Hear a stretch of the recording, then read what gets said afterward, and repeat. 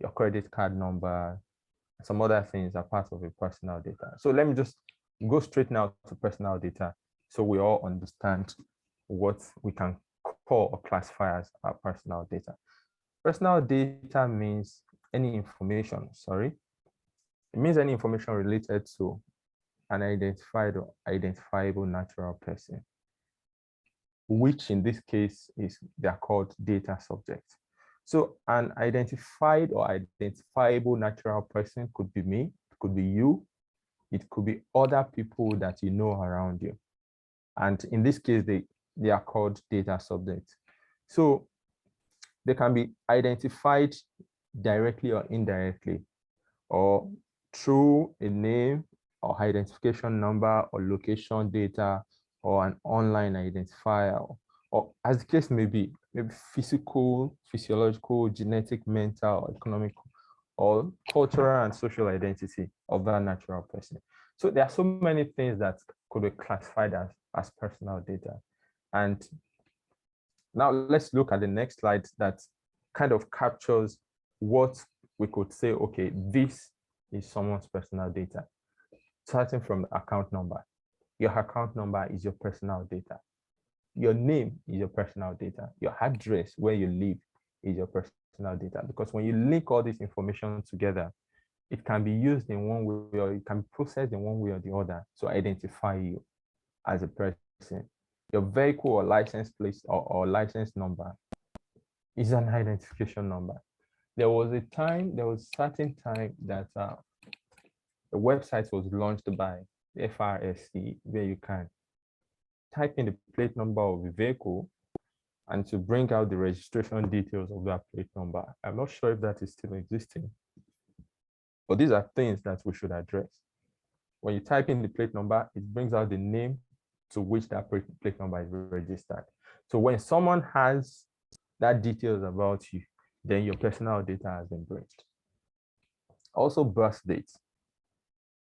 It's also a personal data. Your medical or health plan information, your medical details, maybe your current health status, maybe you have a condition, a health condition that you keep visiting the doctor regularly for.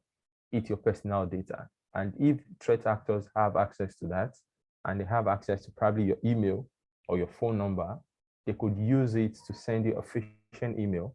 And if you're gullible, from there, things can get escalated and they could have access to more information about you and probably get you duped or do something that doesn't speak well to you.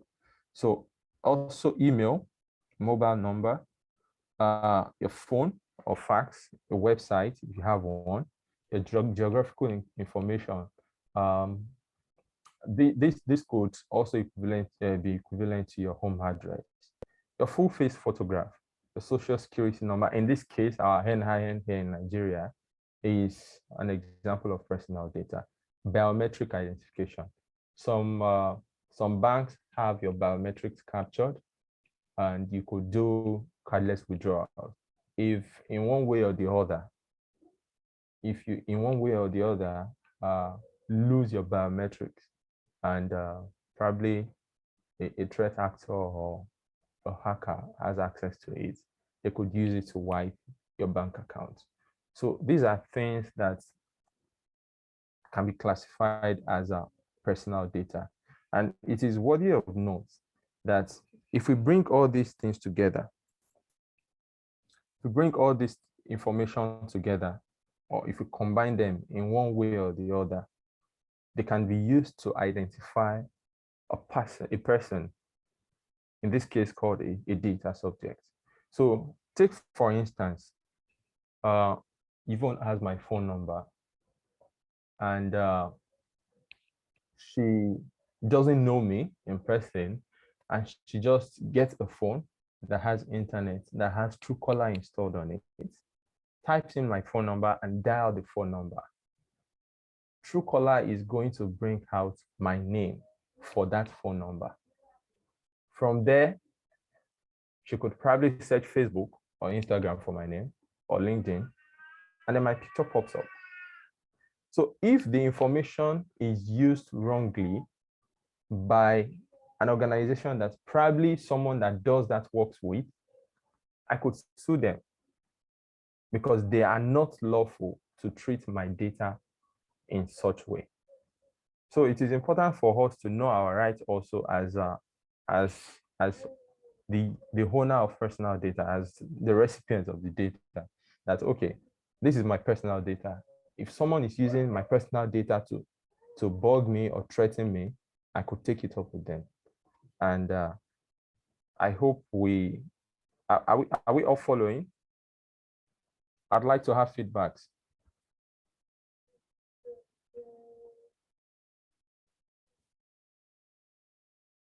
So I'll be looking at the comment section now. Yeah, if we have please questions. just type in the chat. You can type Y in the chat or just raise your hand, something that we know that you're. Also, if you have questions, please use the Q&A. But for those of us that are with us, just use the chat and type Y or type yes. All right. So, all right. Thank you for that. Thank you for that. So, I think we are almost halfway gone now. I'll be rounding up so we can all return to our daily activities. So, next, okay. Can you please let me know if you can still see my slides? Oh, great. Yes, yes. All right, great. So I'm going to be moving to the next slide now. So how can we protect our personal data? We've talked about data privacy. We've talked about personal data. We've talked about what we could classify as personal data. How do we protect our personal data?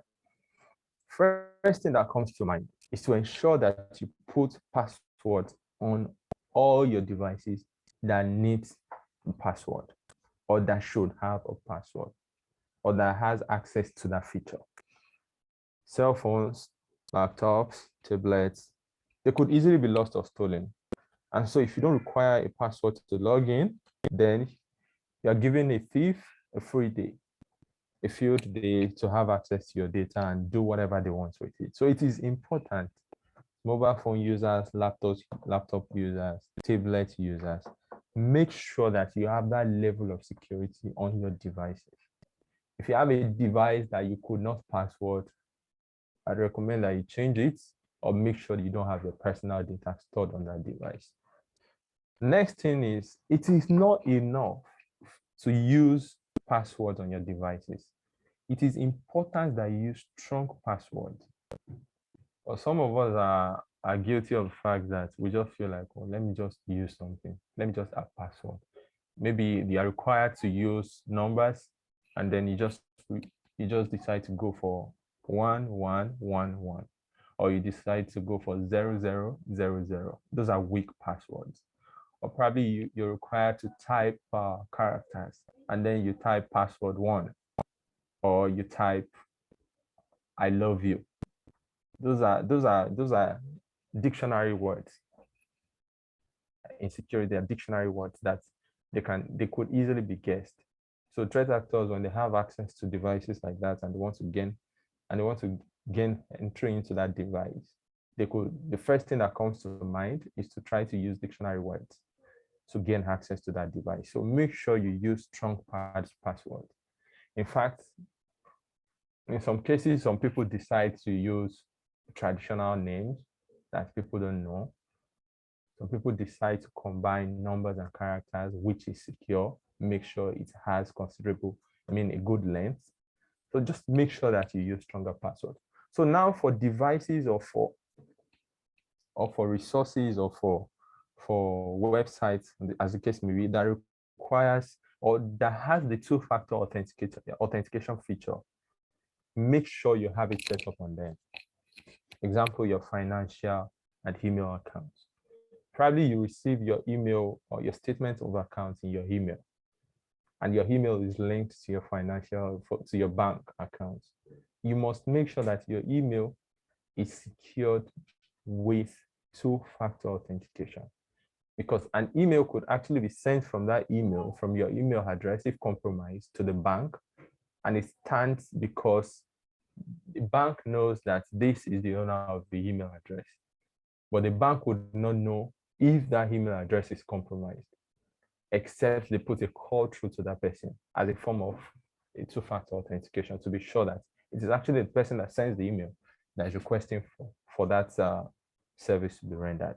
So most banks probably requires this already.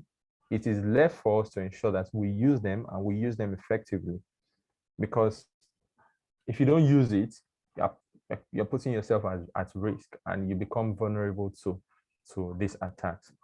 Another thing is to update your software regularly. So there are different types of attacks that are launched against enterprise setups or devices or websites, as the case may be. And it is important for us to ensure that we have everything in place so that you can ward off these cyber threats, so that you can reduce your level of exposure to cyber threats. If you're using a laptop, make sure it is always up to date with recent patches. This reduces the risk of advanced persistent threat attacks by threat actors. It reduces the effect of probably being attacked based on certain vulnerabilities that has been identified and particular to certain level of software versions. So it is important to make sure that when you have a device and the device needs to be updated, and you are sure that the update is from the organization that actually released this software, make sure that you get that update done. Be careful also about opening email attachments or clicking links. So here's what works for me. If I notice that an email is coming from an unknown entity and it has links within it, you can move your mouse on that hyperlink and it will reveal it. It will kind of show what is contained in that link.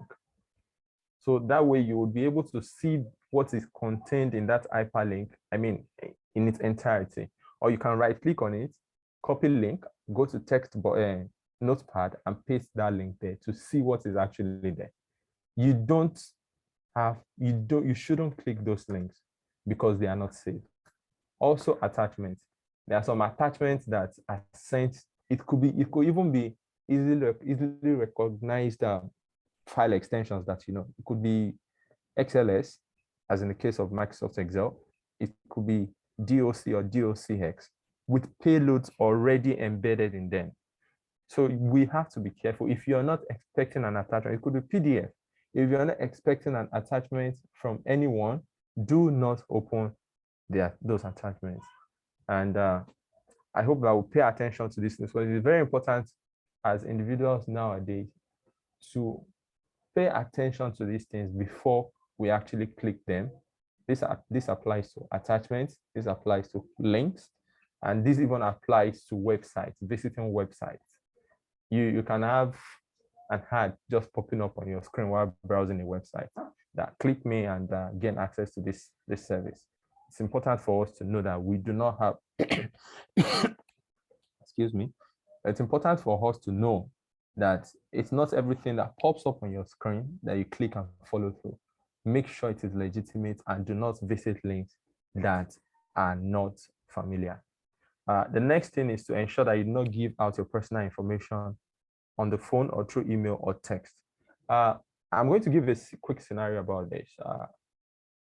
Over the years, with the use of WhatsApp, there have been several cases of WhatsApp being hacked. And so at some point, WhatsApp came up with a feature that does not allow you to be able to use your WhatsApp on another device without receiving an authentication code, which in this case is called a one-time password, before you are able to access your WhatsApp on another device. And so for these threat actors, what they do is when they hack one person, their next target would be people within those people's contact list. And if Mr. A has been hacked or has been compromised and the threat actors have access to that person's WhatsApp already, they'll check through that person's contact list and start a conversation with another person that they're trying to hack, in the guise that Mr. A, which Mr. B knows, is the one chatting with them.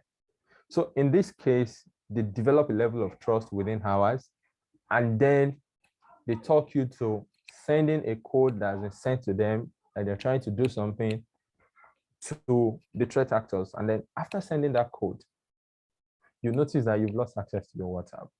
So this kept happening over and over, and people kept losing access to their WhatsApp, and people get hacked. So it is important to be very aware of things happening around you. If you are not sure, if someone is asking you to send a code, place a call through to that person, not a WhatsApp call this time. Place a normal call through to that person to confirm if it's the actual person that is requesting for this detail and why the person is requesting for it. But you are not even allowed to send out a one-time password that is sent to your device on your home mobile number to another person. Any one-time password sent to you should be used by you and not by any third party. So we need to have that in mind when doing our transactions. So the next thing, I'll be talking about steps to take in case of data compromise. First thing that comes to mind is, oh, my password has been compromised. What do? You change that password. Your email account was compromised and they were sending bulk emails and you got to know. Change your password, set up two-factor authentication. Your two-factor authentication could be what you know or what you have.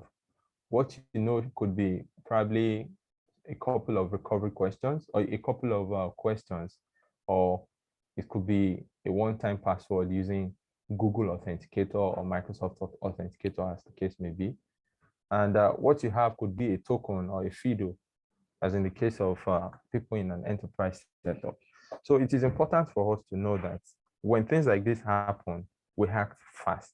Change your password, set up two-factor authentication, secure your account. Then you can now try to see the level of impact of the breach that has happened on your personal email account. Another thing is to check for updates from the company. Take, for instance, a data breach that affected the likes of Yahoo or the likes of NordVPN or some other organizations like Target. They were attacked and the data was exfiltrated and some people were not sure. But in most cases, these organizations try to reach out to people that they believe their data has been compromised and try to walk them through steps on how to ensure that they remain safe and the data lost or the data that was exfiltrated was adjusted in one way or the other. Probably the details about your credit card has been released to threat actors. You could contact your bank to stop that credit card from working or that debit card from working and request for a new one. So these are things that organizations try to do to make sure that they have their customers, they give them information about possible breaches and what they could do to make sure they get back up. Also, you need to watch your accounts, check your credit reports. Recently, I think last year, I came across a video on YouTube about a guy that actually specializes in using SIM cards of stolen phones to request for loan from financial institutions without the consent of the owner of those phones. So take, for instance, Mr. A has a mobile device.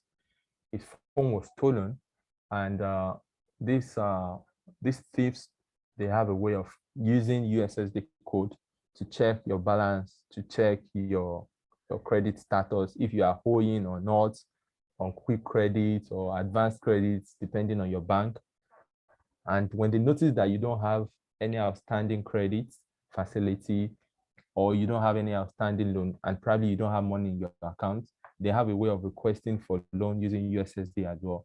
And then they'll get the loan and get the money out of your account.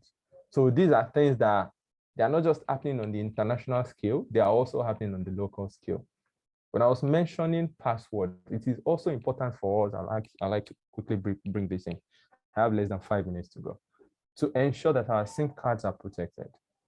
If your phone is protected, you could also have a SIM lock that protects your SIM card from being accessed by unauthorized users in case your phone is stolen. So in case your phone is missing and they are not able to access your phone, next thing that comes to their mind is, let's remove the SIM card and try to check its balance using those USSD codes. So it's important for us to make sure that we have this SIM card pin set up for our SIM card. And the next thing is check your, okay, so about the accounts and check your credit reports. There is a website in Nigeria, or there's a firm, there's an organization in Nigeria now where you can, the credit bureau that you can use to check your credit score. It's available in Nigeria. I haven't used the service before, so I can't really say how much it works, but you should be able to check your credit score to know if you're presently owing. You can also check your balance account, or you can check your bank, what's it called? You can check your bank account through the web internet banking portal, depending on your banking institution, to know the status of your credit or your current balance in case you were breached and things like this happen. So with that, you know where you stand and to which extent you've been compromised. So another thing is to change your security questions. If you have security questions set up on your probably banking credentials and it was compromised, you need to make sure you change those security questions. And sorry, there's a typo here. Contact your mobile service provider. All right, go ahead. We have some questions. I also have a question. All right, no problem. I think we'll get to the discussion stage immediately after this, so we can take all this immediately after this. So contact your mobile service provider. So for the example I gave earlier about being breached due to losing your mobile device. Oh, I'm sorry, it was breaking up. I just realized now that you're still presenting. So please carry on. We'll go to the questions after the all right presentation. All right. Thank you. All right, great. So like I mentioned earlier, if you were breached or probably you lost your mobile device and your SIM card was compromised, you need to make sure you get in touch with your mobile service provider to get your line blocked and stop all activities on your mobile number, so that you can reduce the extent for which your account or your information is compromised. And with this, I'd say thank you for giving me the opportunity to speak with you on this. Let's have the discussions. Thank you.